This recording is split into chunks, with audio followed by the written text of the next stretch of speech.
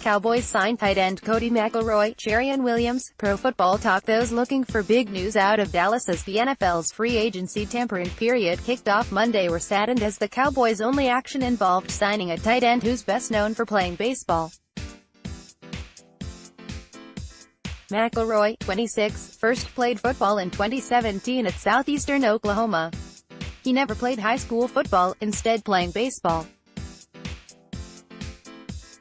He played junior college baseball, then 1 year at the University of Texas before transferring to Division II Cameron University. The Atlanta Braves drafted him in the 19th round, and McElroy spent 2 years in the Braves system. Landon Collins agrees to 6-year, $84 million deal with Redskins. Charles Wenzelberg, NYPost.com. The Cowboys continued their way of being quiet on day one as they have for many years now. Division rivals, however, were quite busy. Landon Collins switched allegiance, moving from the Giants to a shiny new $45 million guarantee from Washington. The Giants valued Landon Collins as a very good player. The Redskins obviously see greatness in him, as they agreed to terms Monday on the richest NFL contract ever for a safety, ensuring Collins stays within the NFC East and gets to face his former team twice a season. The franchise tag of $11.15 million the Giants could have applied to Collins certainly feels like a distant memory, considering how he cashed in entering his first go-round in NFL free agency. He will sign a 6-year, $84 million contract, according to multiple reports, with a staggering $45 million in guaranteed money in the first 3 years. The average of $14 million is the highest ever for a safety, surpassing Eric Berry's $13 million per year from the Chiefs. The wisdom behind getting Earl Thomas to Dallas, and why I think there's still a chance. Bob Sturm, The Athletic. Earl Thomas is still available. The Sturminator laid out the reasons why he's still attractive, regardless of the price. The price may get crazy. Maybe the Jets offer him $15 million a year. Maybe the Falcons bid. Maybe the Packers. Who knows? I sure don't. But I don't buy that the Cowboys aren't interested. Sorry, but they don't always tell the truth, and they occasionally convey mixed messages to the public for a reason. I also don't buy Thomas is out on the Cowboys for a minute. The price has to be right. But if Thomas is willing to take a reasonable deal, say 3 years and $30 million, I'd draw it up as soon as possible and put off a larger Dak Prescott or Zeke Elliott extension for another year to make it happen. He is a game-changer and could be a key cog for a team whose defense is close to being elite. We don't know if it will happen, but the pairing makes a lot of sense. Chiefs expected to sign Tyrann Mathieu to 3-year deal. Jeremy Bergman, NFL.com. And already, that $15 million number may not be enough to woo Thomas, based upon what other, less accomplished safeties have procured. The second big-name safety to come off the board in free agency, Mathieu cashed in just hours after the Washington Redskins handed Landon Collins a gargantuan 6-year, $84 million contract. Collins' $14 million per year average jacked up Mathieu's price, Report reported, and the Chiefs complied. Mathieu's arrival could signal the end of Eric Berry in Kansas City. The injury-prone fan favorite is owed $35.2 million in base salary over the next 3 years, but has struggled to stay on the field of late. Berry has played just 3 regular season games since the start of the 2017 season. A younger, healthier, more reliable model, Mathieu has not missed a game in 2 seasons. Signed by Houston last year on a $7 million prove-it deal, Honey Badger did just that, recording 2 picks, a career-high 3 sacks and 89 total tackles for the Texans. Answering the biggest free agency questions, David Hellman, DallasCowboys.com. Wondering about the wide receiver market looks like and what that might mean for Cole Beasley? If it feels like we've been talking about Beasley's impending free agency forever, it's because we pretty much have.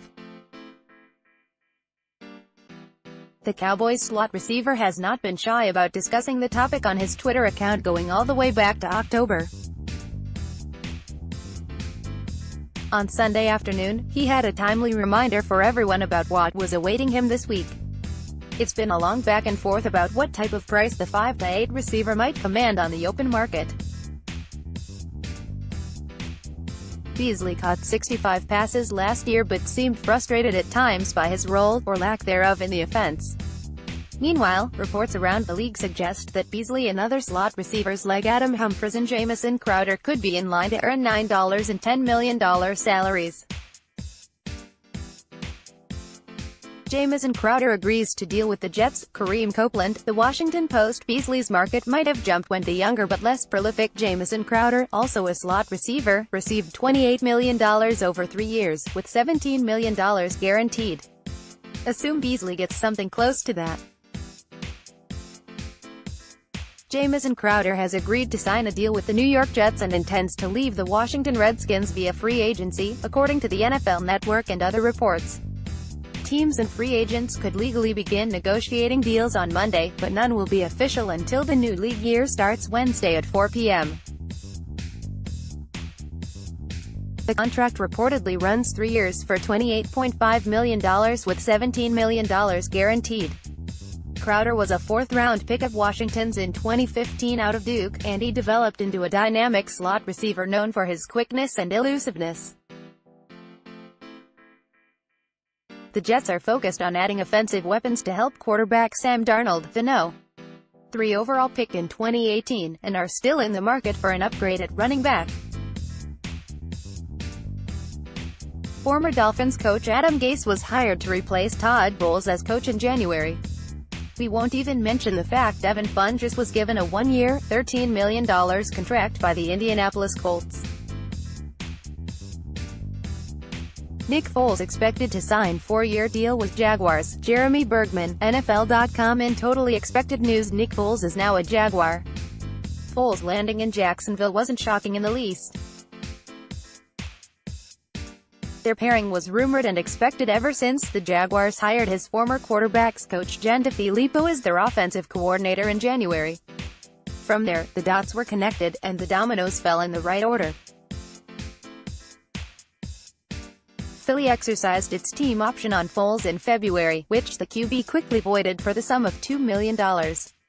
Then, the Eagles chose not to franchise tag Foles, foregoing the power to trade the QB to a preferred suitor and risking him signing with a division rival in New York and Washington. Then, the starting QB market shrunk. The Broncos agreed to a trade with the Ravens for Joe Flacco and then agreed to ship Case Keenum to the Redskins. When the dust settled, the only team that made sense for Foles was the Jaguars. Free agency, or NFL draft. How the Cowboys should address each of their biggest needs. John Owning, Sportsday. None of the Cowboys' big decisions were addressed Monday, so John Owning's gift-fueled analysis still resonates. The Cowboys rarely choose to make a splash in free agency, but Earl Thomas could be the exception. The Texas native is the league's premier free safety, possessing a unique mix of athleticism, intelligence and play-making ability. During the Seattle Seahawks' reign atop the NFC, Thomas was the leading force of the defense, patrolling the deep middle of the field with incredible fervor.